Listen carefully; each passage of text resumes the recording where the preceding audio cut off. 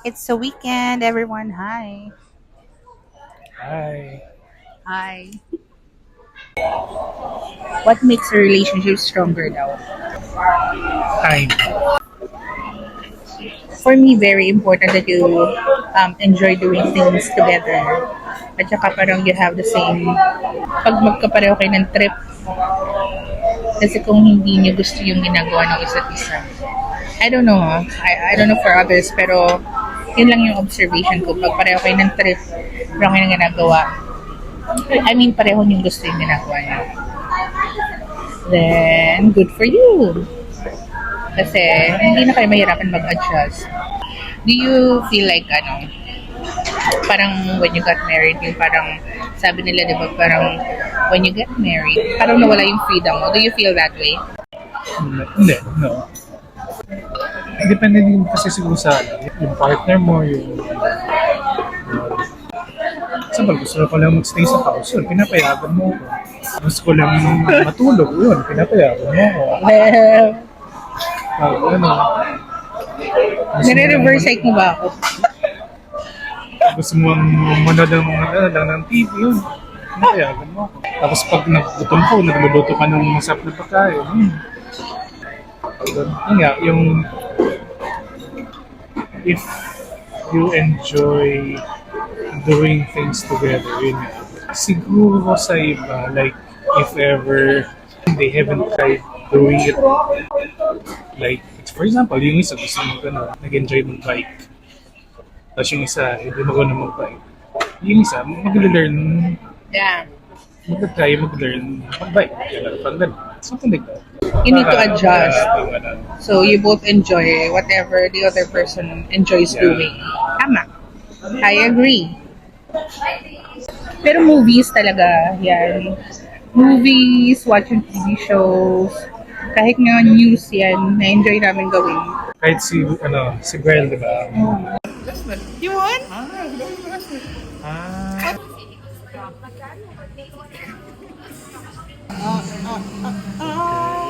Gusto din niya na pag naglalaro, kakasama. Yeah. Nung age na niya sumeparate ng room sa amin.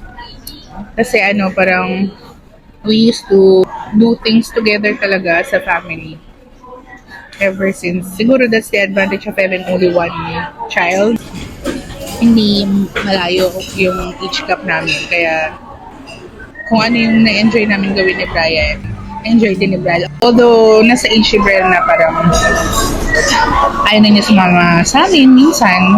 That's just normal kasi 22 years old, siguro sa generation natin, parang ano yan, yung usual teenagers na they wanna do things on their own, like just staying at home, staying in the room, playing games, playing with friends online. Anyway, that's another topic for another time. But going back, just enjoy doing things together. Just a disclaimer, we're not here to judge anyone. We understand that every couple is unique and everything that we share in this video is just based on our opinion and experience. Siguro we're just blessed na yun. Pag ganun siguro. Kaya na lang. Yeah, gano'n na lang. It's either, for example, let's say, yung isa mahilig mag-basketball. Siguro, what you can do, siguro is, manood lang. Yeah. Cheer. Support whatever the other person enjoys doing kasi the moment you start stopping that person from doing the things that he or she used to enjoy, siguro nun magsa-start yung misunderstanding. Or baka dun yung mag-start yung parang mabore, parang ma-feel sakal because nga Parang as a teenager, di ba, pag pinagbabawalan ka gawin yung mga gusto mo gawin, parang ganun yung feel ng ano mo, ng spouse mo. Kapag ginawa mo rin yun sa spouse mo, bawal to, bawal yun. Siguro another thing lang din. Hindi kasi mabarkada si Brian. So, siguro yun yung difference sa ibang lalaki, nagiging cause ng away ng mag-asawa. Minsan ako pa nagpupush kanya before nung nag-work pa siya sa company, like on-site. Ako pa nagsasabi, sama ka sa nila, team building, ganun. Sama ka sa mga gala nila. Ayaw niya. Gusto niya lang sa bahay. Tapos ako naman, kapag halimbawa, hindi niya trip lumabas, gusto lang niya mag-rest sa bahay, mag-games, halimbawa rest day, tapos gusto lang niya mag-games, tayo lumabas. Tapos pag ako naman, kausap ko, for example, yung mga cousins ko, ganun, o yung mga girlfriends, yun na lang ginagawa ko kapag hindi nila trip. Kasi ako parang I'm more of the outgoing, Depende siguro sa I mean, oh yeah.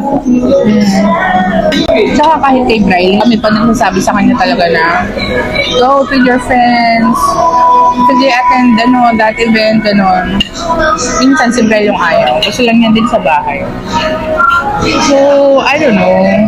Maybe it's an indication na, diba, we enjoy staying at home, which means, I would like to think that we have a healthy relationship at home. Kasi, if the person wants to stay at home, then that means, diba, he or she enjoys the company of the people at home. Anything else you'd like to say? Sige, well, enjoy our dinner muna. Babu!